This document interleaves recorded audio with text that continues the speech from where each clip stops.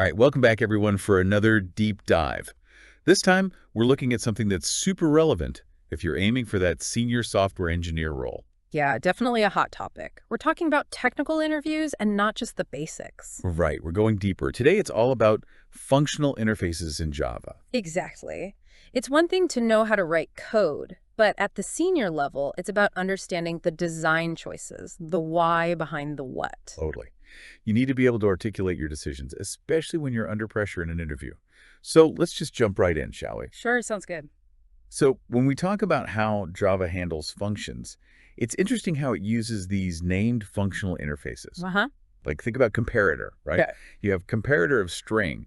It's not just a function that takes two strings and returns an integer. There's a reason it's called comparator. What's the big idea behind that approach? Yeah, so it comes down to this idea of nominal typing in Java. It's not just about the structure of the function, like what it takes in and what it gives back. Right. It's about giving it a name that really captures what it does, its role, its intent. Like you said, comparator. That name tells you it's meant for comparing things. Yeah. Naming the job, it's a good way to put it.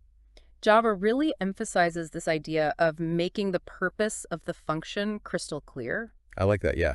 Clarity of purpose. So we've got these specific interfaces, but then we also have those more general purpose functional interfaces, the ones that are like the workhorses of the Java world. Absolutely. And as a senior engineer, these are your go-to tools. They provide a really solid, well-understood foundation for those common functional patterns you'll encounter all the time. And it shows you understand those patterns, which is key in an interview. So let's walk through some of the big ones. What about Runnable? That's a classic. Oh yeah, Runnable is like the simplest one. It's for when you just have an action that you need to perform. It doesn't take any arguments and it doesn't return anything. You just define what needs to happen in the run method. Okay, so it's basically like defining a unit of work, right? Exactly. Think of it as encapsulating a task that needs to get done. Gotcha. And then we have Supplier.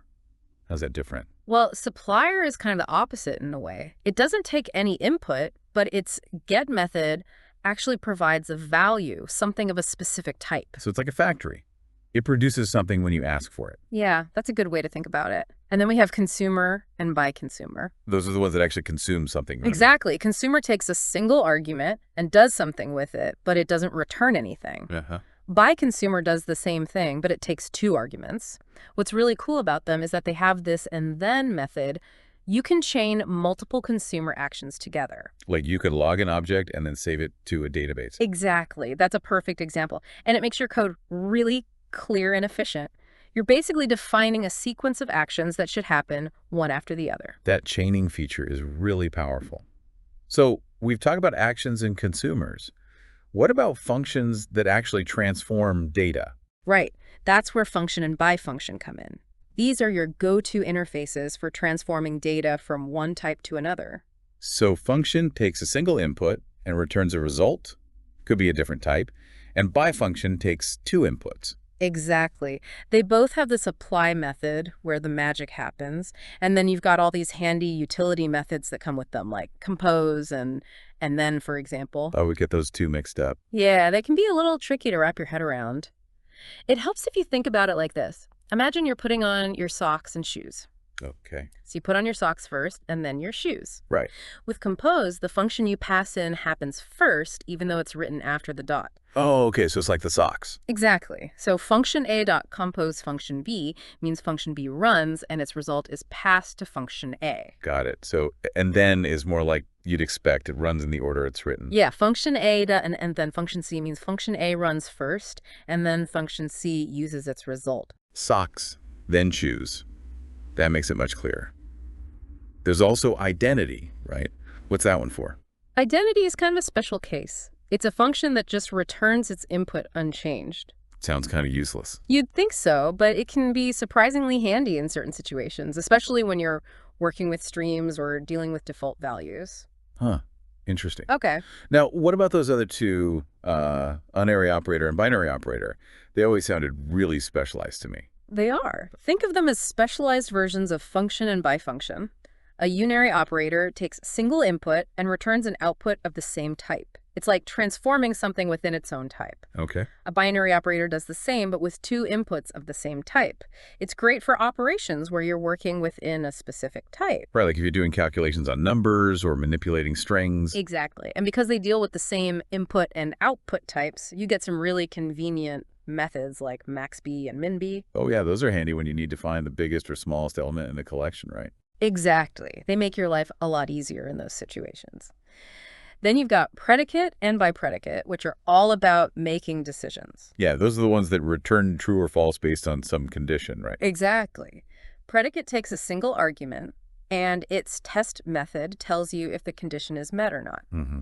BiPredicate does the same thing, but with two arguments. What's really powerful about predicate is that it has these default methods for combining conditions, like and, or, and negate. So you can build up these more complex conditions like checking if a user has a certain role and their account is active. Precisely. It's like having a little logic toolkit right there in the interface. Hmm. And for a senior engineer, being able to use these effectively is a huge plus. It makes your code so much more readable and maintainable. It's almost like writing those logical expressions in plain English. Oh. Now, here's a question that I think comes up a lot. We have all these standard functional interfaces, but what about those more specific interfaces that are already out there? Like what? Like, file filter, for example. Oh. It seems like it's very specific to file operations. So when do you choose to use one of those versus a standard functional interface? That's a great question. And honestly, it's something that can come up in interviews. Oh, for sure. The general rule is to favor the standard functional interfaces like predicate whenever you can. Even if you're working with files, using predicate of file is usually the better choice. Why is that? Because you get all those powerful default methods we talked about, the and, the or, the negate, all that good stuff. Okay. Unless there's a really, really strong reason to use that specific interface, like if there's a whole ecosystem built around it, stick with the standard ones. Right, because you get more flexibility and you can reuse your code more easily. Yeah. It's about leveraging what Java already provides. Exactly. It shows you're thinking about design and maintainability, which is what senior engineers do. And those default methods, those are really powerful. Yeah. You mentioned an example earlier, like predicate.isEqual-A, or predicate.isEqual-B. It's a really concise way to express that logic. Absolutely. And it's so much more readable than writing it out the long way with lambdas or if statements. It's all about moving towards a more declarative functional style. Right. It's like you're telling Java what you want to do, not how to do it. Exactly. Now, there's one more thing I want to touch on, and it's something that interviewers love to ask about: primitive specialization. Oh, right. I remember that. It's about performance, right? Avoiding autoboxing. You got it. Java has these primitive types like int, long, double, and then it has the wrapper classes like integer, long, double. Right.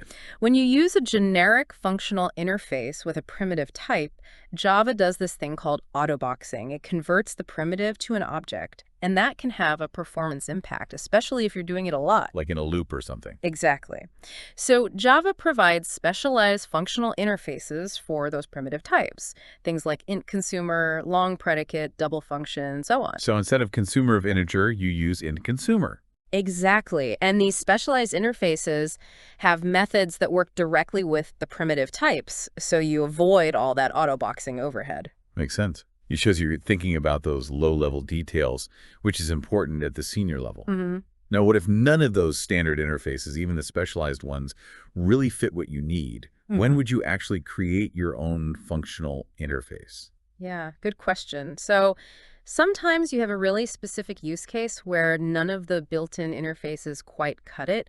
Maybe you have a particular function signature or you want to convey a very specific meaning. Like let's say you're working on a graphics library and you need a function that takes the X and Y coordinates of a pixel and returns its color. Okay. You could technically use a BiFunction with integers, but that would involve autoboxing, which we want to avoid for performance reasons. Right.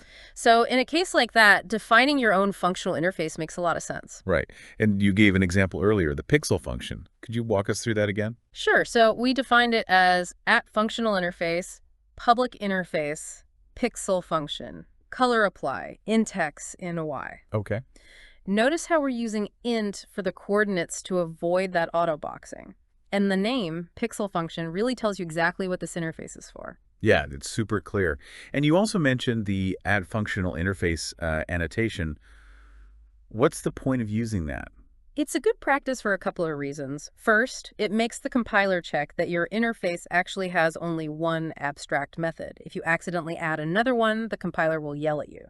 So it's a safety net. Exactly. Yeah. And second, it makes it clear to other developers and to yourself in the future that this is meant to be used as a functional interface. Right. It's like a little sign that says, hey, use me with a Lambda expression. Exactly. And then you showed how you can use this pixel function to actually create an image, like that French flag example. Yeah, that was really cool. You basically used a Lambda expression to implement that pixel function, and it was so concise and easy to read. Right. The lambda expression defines what happens for each pixel, what color it should be based on its coordinates. So to sum it all up, it's not just about knowing the syntax of functional interfaces. It's about understanding the why behind them, the performance implications, the design choices. And being able to articulate all of that in an interview is what really sets a senior engineer apart. Totally agree. It's about showing that you've thought deeply about these concepts and you can apply them in real-world scenarios. This has been a really great deep dive. We've covered a lot of ground today, from the basics to the more advanced stuff. And for those of you preparing for those senior-level interviews, I hope this has given you some good food for thought. Yeah, really think about how you would explain your use of functional interfaces in your own projects. Can you go beyond just saying, I used a function here?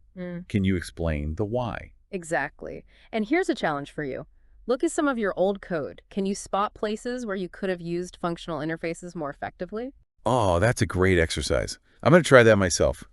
Thanks for joining us for this deep dive. My pleasure. We hope this has helped you level up your understanding of functional interfaces and giving you an edge in those interviews. Good luck out there. And we'll catch you next time on The Deep Dive. See you later.